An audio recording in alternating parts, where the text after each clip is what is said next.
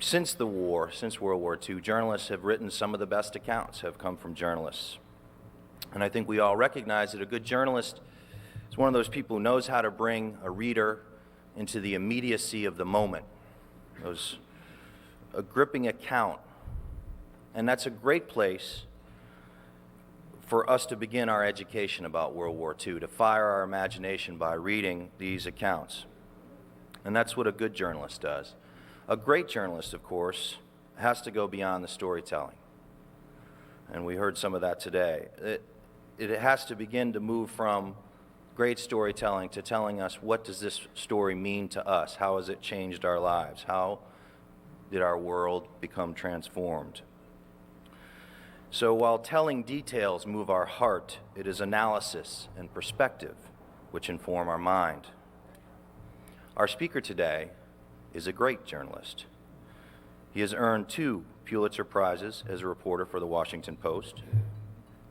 He earned a 3rd Pulitzer for his book about the war in North Africa entitled An Army at Dawn. Though many have praised the book, what I'd like to do is quote from one of the author's own descriptions, quote, "Every page of this book reflects my sense of discovery and surprise at this astonishing chapter in our history." An Army at Dawn, I am pleased to report, is only the first of a trilogy the author will write about the war against the Nazis and the fascists. Volume 2, I have no doubt, will astonish us with its discoveries of the Allies at war with the Axis and the Mediterranean theater of operations. Ladies and gentlemen, will you join me in giving a warm welcome to author Rick Atkinson.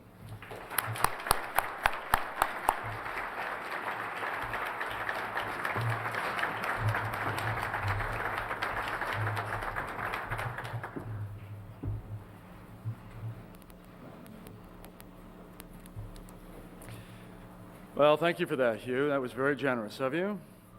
And thanks for asking me to be with you today at this impressive gathering. I have a daughter who is a senior at Tulane University, just down St. Charles Avenue, and considering how tumultuous the past 15 months have been, I'm grateful for the heartening support that all of you visitors have accorded the city of New Orleans and to this wonderful museum.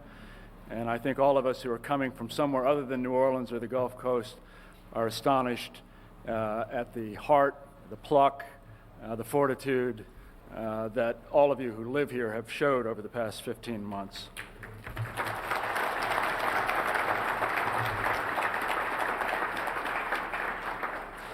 Well, in this conclave of accomplished scholars, I'm an interloper. I'm someone who spent the first 2 decades of my professional life wasting it in the newspaper business before I realized that military history is the true calling of any sensible gentleman of discernment. I love newspapering, but I came to believe that American journalism all too often can be shallow, fatuous, arrogant, more enamored of celebrity than wisdom, trivial, simplistic, self-absorbed. Stop me if you disagree. To put it in perspective, let me tell you the parable of the world's first brain transplant. The night before the procedure, the doctor went into the patient's room and said, "Congratulations, sir, you're about to have the world's first brain transplant, and you have a choice as to the kind of brain you can receive. You can have the brain of a military historian. That will cost you $100 an ounce. You can have the brain of a social historian specializing in gender issues. That will cost you $200 an ounce. Or you can have the brain of a journalist, but that will cost you $1,000 an ounce." The patient said, "$1,000 an ounce? That's outrageous. Why is it so expensive?" The doctor said, "Do you have any idea how many journalists it takes to get an ounce of brain?"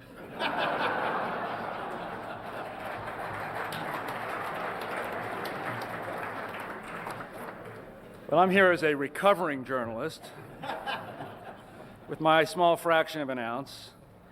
And what challenges now confront World War II historians? Here's what we're up against.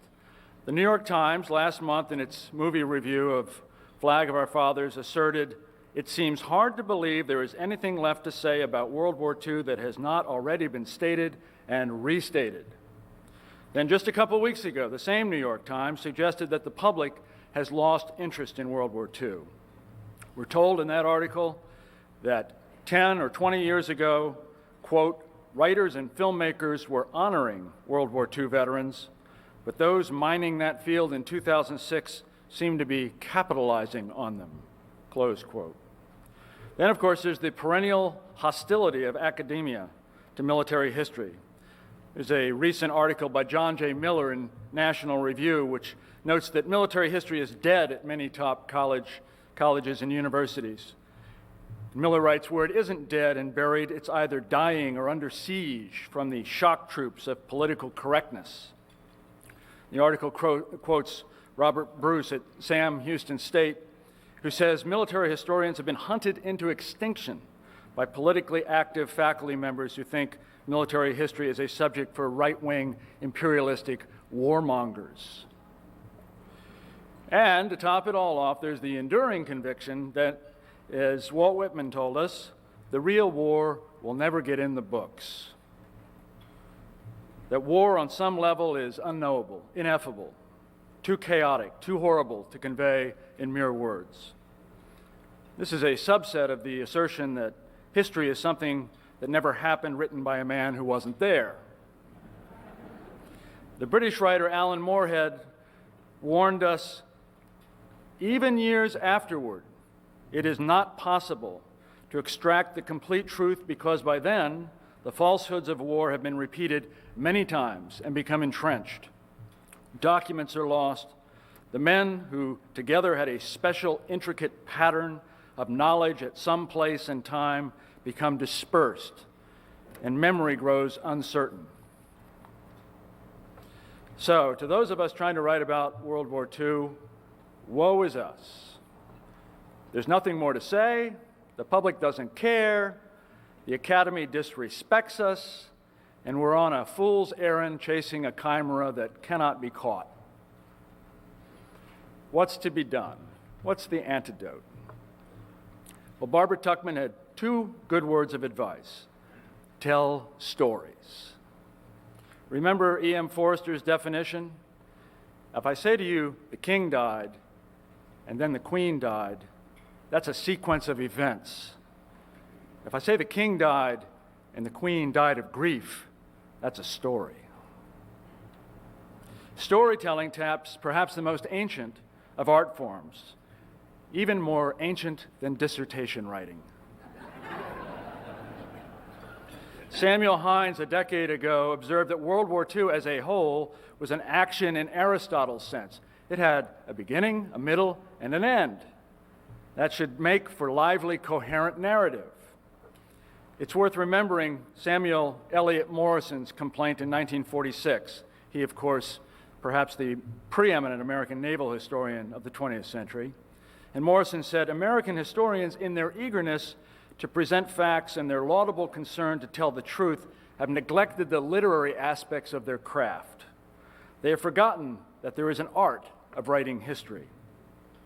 And Morrison complained to professors who wrote what he called dull, solid, valuable monographs and who trained graduate students to write the same. And the next thing you know, as Jill Lepore observed in the New Yorker magazine very recently, much of the history actually being read by Americans was being written by journalists. Bruce Caton, Douglas Southall Freeman, Shelby Foote, who was a journalist turned novelist, and our own Max Hastings. And I would hasten to add that much of the history that's actually being read is also written by academically trained historians who know how to tell a story. And for those of us foolish enough to take up writing on an epic scale, Robert Fagles has some useful advice applicable to all narrative writing. In discussing his wonderful new translation of the Aeneid, Fagles says, "You can't let it sag. Cadence is everything, and it takes a lot of lung, a lot of nerve, and a lot of luck. It also takes a lot of archival spade work to do it well." William Hazlitt, the great English literary critic, once said that most books are made up of other books, chopped up and reconstituted. And perhaps this is true of even most good books, but not of most great books, or those with overarching aspirations. There must be a thrust toward originality in voice and in material. Here again, those of us toiling in the World War II vineyard have a fine opportunity. Paul M. Edwards, who is the bibliographer of General Matthew Ridgway material, among other things, has estimated that the collected archive of World War II documents weighs 14,000 tons. Well, I can't vouch for Professor Edwards' methodology. That sounds about right to me. Boris Pasternak told us, life is always deep in details, and the details live in that archive. Now, in sifting through those 14,000 tons, it's good to remember that a fact is not a truth until you love it,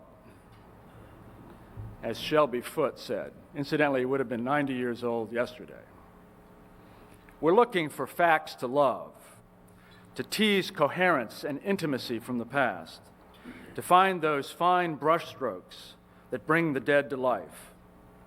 And you've heard during this conference several quite brilliant examples of archival spadework, such as Antony Beevor's exhumations in Russian records. Here are the first few paragraphs that open the forthcoming volume 2 of my trilogy, which will be published next fall, and it covers the campaigns in Sicily and Italy through the fall of Rome. She could be heard long before she was seen on that foggy Tuesday morning, May 11th, 1943.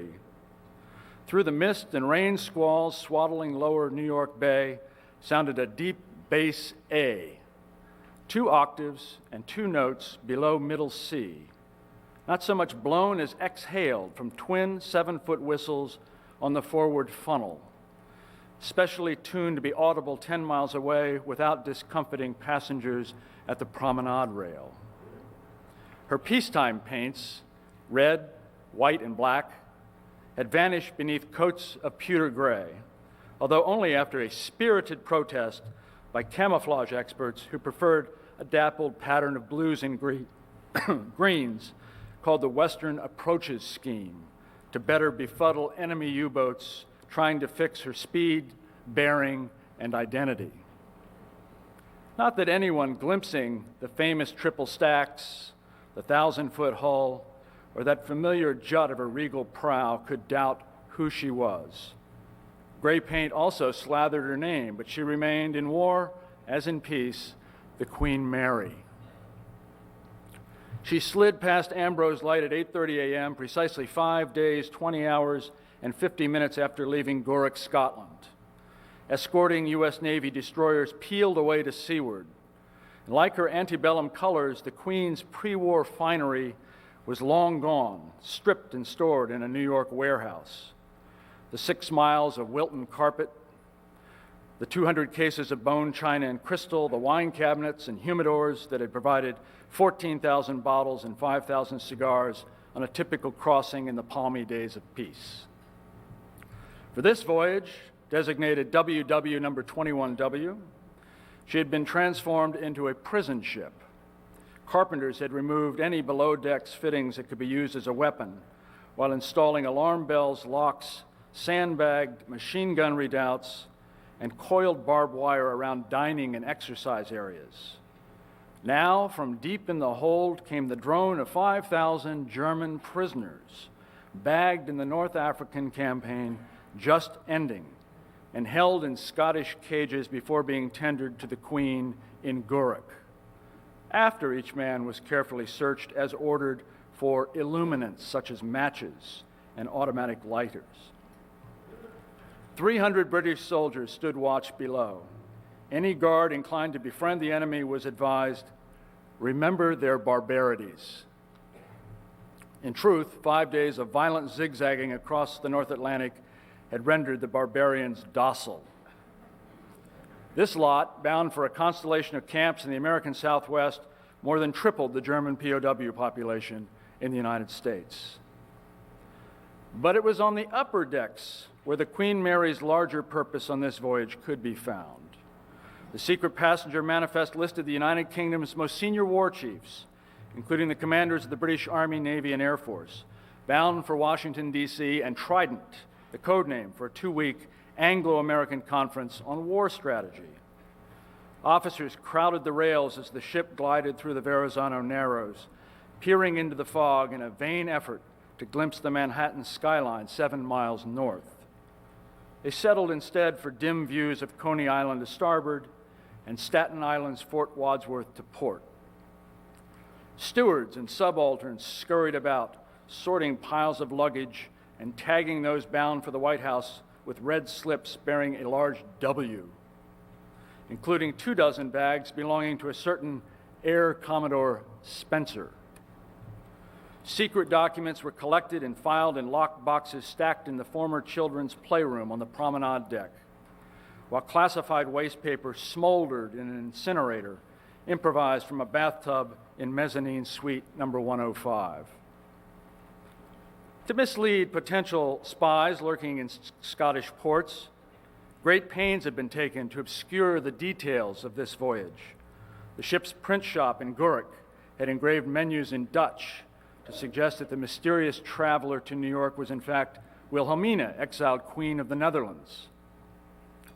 Workmen also installed wheelchair ramps and handrails, and counterintelligence rumor mongers in dockyard pubs let slip that the Queen Mary was being dispatched to pick up President Franklin D. Roosevelt for a secret visit to Britain. But all pretense ended shortly after 9 a.m.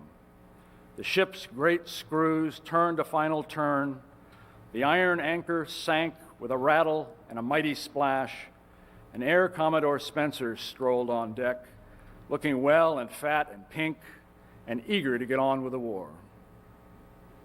Like the Queen Mary, Winston S. Churchill was simply too obtrusive to disguise. The largest human being of our time, as one contemporary concluded. There was the Havana cigar, of course, said to be as long as a trombone and one of the 8 he typically smoked in a day. The familiar moon face glowered beneath the furrowed pate he'd taken to rubbing with a scented handkerchief. This morning, after leaving a 10-pound tip for the Queen Mary's service staff, he swapped the casual siren suit worn through much of the voyage for the uniform of the Royal Yacht Squadron. The effect had been likened to that of a gangster clergyman gone on the stage. The previous night, Churchill had celebrated both his imminent arrival in America and the 3rd anniversary of his premiership with the sort of feast that not only recalled the Queen's pre-war luxury, but the antebellum empire itself. Goûter au pot à l'ancienne, petit saut meunier, Palms Windsor, and Baba au Rhum, all washed down with a magnum of Mum's Cordon Rouge, 1926. Writing those 5 paragraphs required rooting like a pig after truffles. The menus for that crossing, by the way, are in the National Archive at Kew outside London, in a War Cabinet administrative memo, but you have really got to want the truffle to find them. Now, because we're responsible, ruminative folk, our scholarship requires that we wrestle with the operational and strategic questions of the day, especially if your ambition is to move between the strategic, the operational, and the tactical. For me, in Volume 2, the questions include, should Mark Clark, the senior American commander in Italy, have veered to the left toward Rome rather than passing on toward Valmontone, where he'd been ordered to cut off the German 10th Army? Or even more basically, did an Allied campaign in Italy make any sense? Yet even in acknowledging and addressing disputed historical points, you'd like them not to engulf the story. It seems to me that the best way to do this is through characters who not only ought to be the spine of the narrative, but can serve as a guide on the serpentine journey through the big questions. They have to breathe. They must walk and talk. They must engage us intellectually and emotionally, because the narrative writer's true calling is to bring them back from the dead.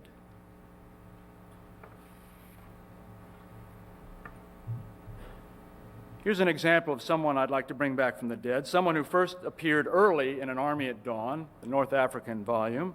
His name is Lucian K. Truscott, Jr., and he's a brigadier general when we first met him in Volume 1 in November 1942 on the eve of the invasion of North Africa. The author's task requires that characters be brought to life and kept alive. It requires having them pirouette from one volume to the next and then to the next, as if you've got them dancing between ice flows.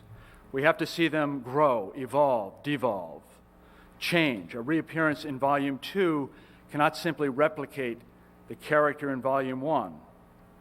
Not only is that insufficient from a narrative standpoint, it's inaccurate because he ain't the same guy. Here's Truscott from Chapter 2 of my forthcoming Volume 2. He's now a major general. He commands the 3rd Infantry Division, and he's preparing to land his division in the invasion force at Licata in Sicily on July 10th, 1943, which is when we invaded Sicily. It's 9 months after we first met him in Africa. And as we've already learned, before joining the cavalry as a young man, Truscott had taught school for 6 years, mostly in one-room schoolhouses in Oklahoma. The schoolmaster never left him. "You use the passive voice too damn much," he once chided a younger officer, and he wrote long, searching critiques of subordinate performances. Even in combat, he cherished cut flowers on his desk and ontological inquiries. A staff meeting might begin with Truscott asking the division chaplain, "What is sin?" His kit bag included War and Peace, Webster's High School Dictionary, and perhaps a liquor bottle. Some subordinates thought he drank too much. A stern disciplinarian, he had imposed 50-year sentences on soldiers who maimed themselves in North Africa to avoid combat. Lesser miscreants got an application of corncob and turpentine, an aide said. Truscott had learned much in Morocco about the loneliness of the battlefield, as he called it, and the need for physical vigor. Each 3rd Division battalion was required to master the Truscott trot by marching 5 miles in the first hour and 4 miles an hour thereafter, as long as necessary. Nothing revealed more of him than his letters home to Sarah Randolph Truscott, which began invariably, "Beloved wife." Aboard the USS Biscayne off Sicily on July 7th, he had written to Sarah, "Do you remember how you used to get after me for working so hard, and how I answered that I had to be ready, prepare myself for any responsibility that came to me? I'm only sorry that my limitations were such that I could not accomplish more, because responsibilities are certainly falling on me. Your calm confidence in me is always with me, and when doubt falls upon me, as it must on all, that thought soon restores that confidence. I can only do the best I can." What is the point? Historian Simon Schama once wrote that history deals with the teasing gap separating a lived event and its subsequent narration. Rarely is that gap more exasperating than in writing about military events. Martha Gellhorn, the talented journalist, said simply, "War was always worse than I knew how to say." But that's our task, whether you're writing about the grandest of grand strategy or about life for Joe and Willie in a foxhole, to close Schama's gap, to find the words that Gellhorn couldn't, to put the lie to Walt Whitman and ensure that the real war does get in the books. Samuel Hines, a World War II veteran and professor at Princeton, writes in The Soldier's Tale, "Historians tell the big stories of campaigns and battles, of the great victories and the disastrous defeats, assigning credit and blame, turning war's chaos into order. The men who were there tell a different story, one that is often quite ahistorical, even anti-historical. Part of my ambition is to reconcile the two, to square the circle, to embrace the historian's task of confecting order from disorder, but without forfeiting that essence of a soldier's war that is fundamentally experiential, ahistorical, that captures what it smells like. Are storytelling and history incompatible? Norman Maclean, the elegant writer of Young Men and Fire and A River Runs Through It, thought so.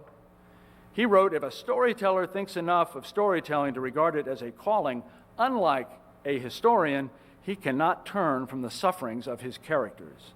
A storyteller, unlike a historian, must follow compassion wherever it leads him. He must be able to accompany his characters even into smoke and fear and bear witness to what they thought and felt. I adore Norman Maclean, but I think he's wrong here.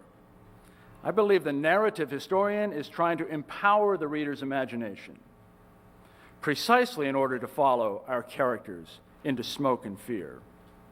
Here's a brief example from Italy.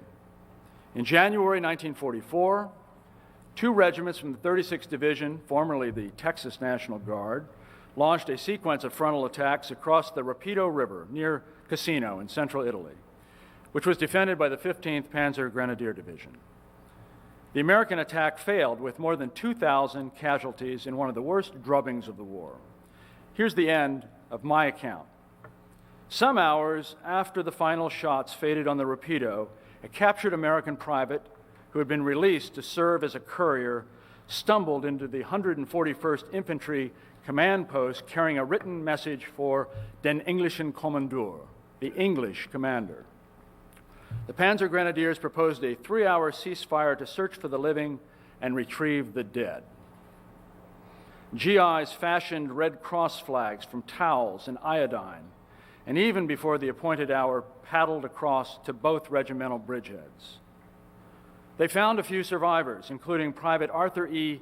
Stark, known as Styx, who had carried a battalion switchboard across the river for the 143rd Infantry before being hit by shell fragments.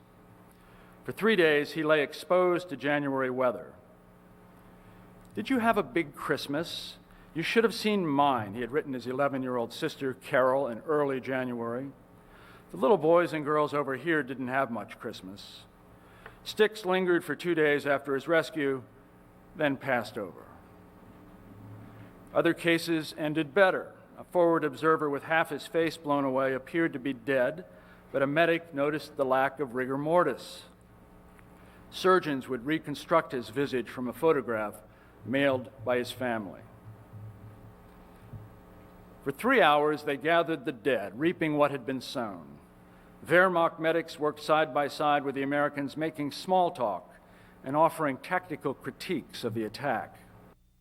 German photographers wandered the battlefield, snapping pictures. An American reporter studied the looming rock face of Monte Cassino with its omniscient white monastery.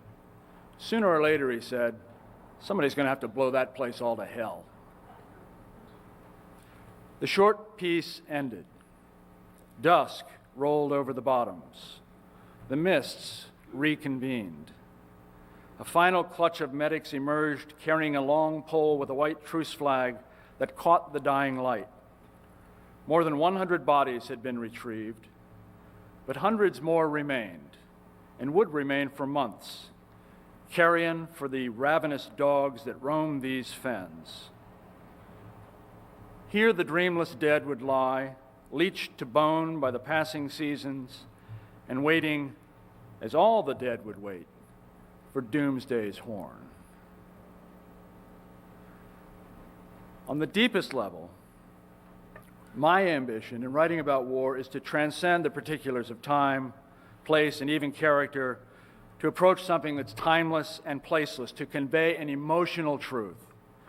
And that, I suppose, is a truth that isn't right or wrong in a rigidly empirical or historiographical sense, but one that's evaluated on the basis of how it resonates.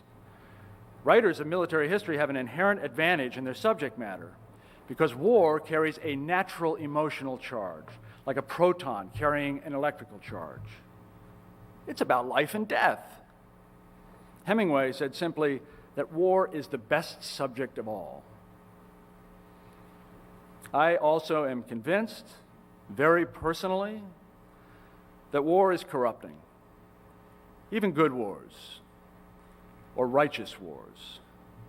I believe that not only on the basis of studying history, but from personal observation in Somalia, in Bosnia, and most recently in Iraq.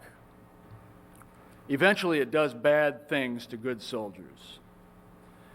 I don't mean that it makes them capable of committing atrocities, and I certainly don't mean to suggest that it makes them, it diminishes their sacrifice or their service in any way. But it is corrosive of decency and nobility. It tarnishes the spirit. The best example I can think of is Wilfred Owen, the great English poet who commanded a platoon in World War I and who not long before his death, near the end of the war, described sorting through the incoming mail of his soldiers who had just been killed. Owen wrote, "My senses are charred.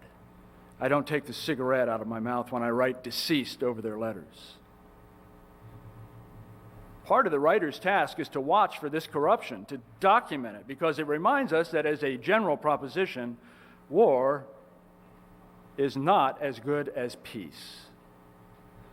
And if you think that seems obvious, all you have to do is remember Robert E. Lee's hackneyed bromide, that it's good that war is so terrible, or men should grow too fond of it. Or more recently, the observation by the writer and Vietnam veteran Phil Caputo about the compelling attractiveness of combat. Or the braying fools in March 2003 who chortled about shock and awe. You don't hear that phrase much anymore. Susan Sontag asked several years ago, "Is there an antidote to the perennial seductiveness of war?" It seems to me that the best answer to that is to write as truly as you can. I've written 5 books about combat, and I consider each of them to be an anti-war book. Samuel Morrison, the naval historian, said we ought to read history because it will help us to behave better. Now, this from a guy who was working at his desk one day and was interrupted by a barking dog and promptly went out and shot it. His prescription about history, not barking dogs, seems too brazenly didactic to me, but Walter McDougall, the distinguished writer and professor at Penn, describes how history provides us with the mental trellis needed to place ourselves in time and space. He says it's the only academic subject that inspires humility, much as theology once did. Surely it is the business of historians to demythologize. Sir Michael Howard tells us this, and he says that military history in particular has all too often been written to create and embellish a national myth and to promote deeds of daring do. The Second World War is ransacked to provide material for the glorification of our past. And the wise Sir Michael has one other observation that's worth remembering. Each upcoming generation asks a different set of questions from the same body of material. When we get a generation which not only has no personal memory of the war, but whose parents have no personal memory either, then all kinds of questions and problems arise which never occurred to those among us who went through that experience. That generation is now of age. I'll close where my new book closes, perhaps spoiling the ending, but saving $30 for anyone inclined to buy the thing. Rome has fallen on June 4th, 1944, after intense fighting to get past German defenses in the Colli Laziali, the Alban Hills between Anzio and Rome. The capture of Rome is, of course, overshadowed 2 days later by the Normandy invasion. We may move on to Western Europe, and certainly for many Americans today, that's where the war really begins, at Normandy. but hundreds of thousands of soldiers were consigned to remain in Italy for the duration. Howitzers barked wheel to wheel in the Villa Borghese gardens above the Via Veneto. Wreathed in smoke, the guns banged away at the retreating enemy north of the Tiber River. The soldiers crowded around platoon radios with heads cocked and mouths agape, listening to the latest news from France and laying bets on when the war would end. No one put down a date past Thanksgiving, a soldier in the 36th Division recalled. I often wondered what happened to that money. Weary sergeants ordered them to fall in and move out. Come on, man, come on, Ernie Harmon, commander of the 1st Armored Division, urged one of his subordinates. There are places to go. A tanker in Old Ironsides told his diary, drove through Rome to the other side of Tiber River. People threw flowers at us, stopped and had coffee. The 88th Division Vanguard radioed a 2-word message, beyond Rome. Olive drab columns streamed across the river and past the cylindrical Castle Sant'Angelo, tomb of the warrior emperor Hadrian. On the roof stood the bronze statue of St. Michael the Archangel, patron of soldiers, sheathing his sword. GIs smelling of Chianti and Chesterfields jammed the 2.5 trucks or straddled the towed artillery tubes, souvenir lithographs and fascist postage stamps tucked into their packs. Then up they climbed along the dark ridge of the Janiculum, where the ancients once kept a shrine to two-faced Janus, the god of beginnings, and where augurs had studied their auspices. From the hill crest on this cloudless day, Rome unfurled below in a tapestry of reds, browns, and yellows. Beyond the park, where Cleopatra once lived in Caesar's villa, stood the bell towers and the spires, the cupolas and the domes. On the southern horizon lay the faint blue smudge of the Colli Laziali. North they rolled, on the high ground beneath cypresses and umbrella pines, past Roman gardeners working the flower beds of gray marl and yellow sand. North they rolled, and the scent of roses lingered in their wake. On the bookcase next to my writing desk in Washington, I keep a large sign that says simply, "Get on with it." I'm afraid I've violated that dictum here this afternoon, but I'm grateful to be in your company. Thank you very much. Thank you.